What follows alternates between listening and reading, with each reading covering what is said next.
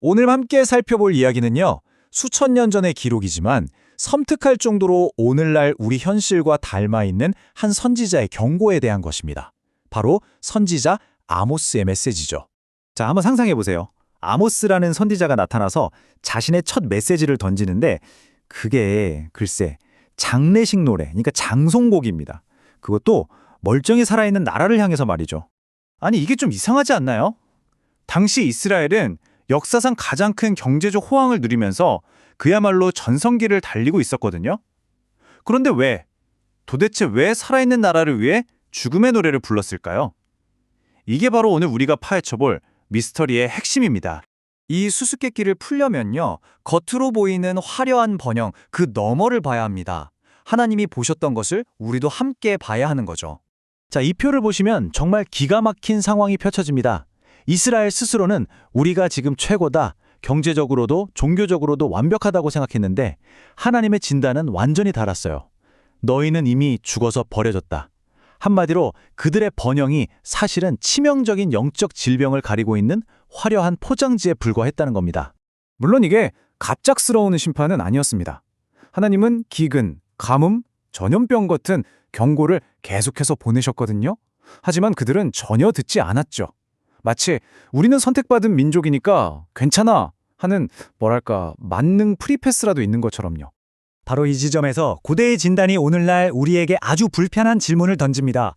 만약 아모스가 오늘 이 땅에 온다면 세계 최강 대국이자 기독교 국가를 자처하는 미국, 또 오늘날의 이스라엘, 그리고 세계에서 유래를 찾아보기 힘들 정도로 많은 교회가 있는 바로 이 대한민국을 향해 과연 어떤 노래를 부를까요?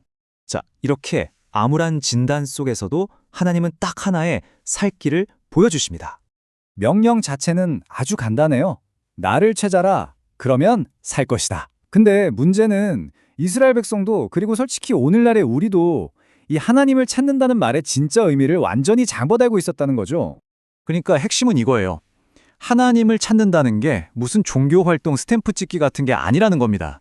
주일 예배 잘 드리고 헌금 많이 내고 봉사활동 열심히 하는 것, 그걸 넘어서는 이야기라는 거죠. 이건 정말 매일매일 이어지는 살아있는 관계에 대한 이야기거든요.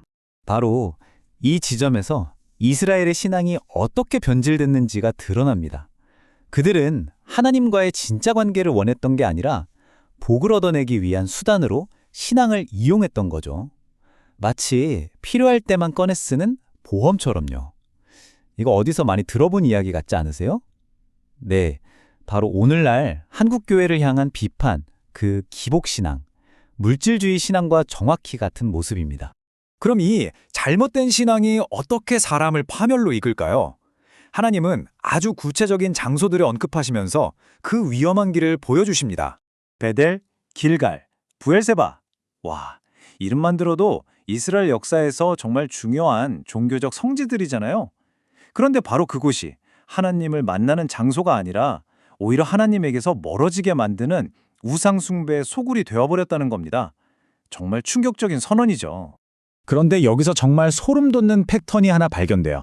아모스가 경고한 이 세 장소를 향한 발걸음이 시편 1편에 나오는 악인의 길, 그 타락의 3단계와 정확하게 맞아떨어진다는 사실입니다. 처음에는 그저 마음으로 따르다가 다음엔 행동으로 함께 서고 결국엔 그들과 똑같은 자리에 앉아버리는 거죠. 이 고대의 타락 3단계는 오늘날에도 그대로 재현됩니다. 한번 보세요.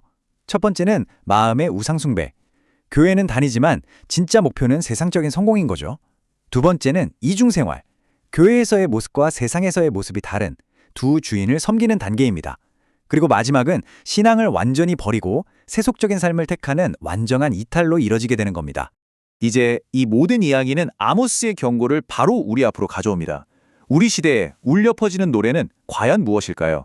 정말 무서운 건요, 겉으로는 번영하고 종교활동은 왕성하지만 속으로는 하나님과 완전히 단절되어 있던 아모스 시대의 그 무대가 오늘날 우리 땅, 바로 이 대한민국 위에 완벽하게 재현되고 있다는 겁니다.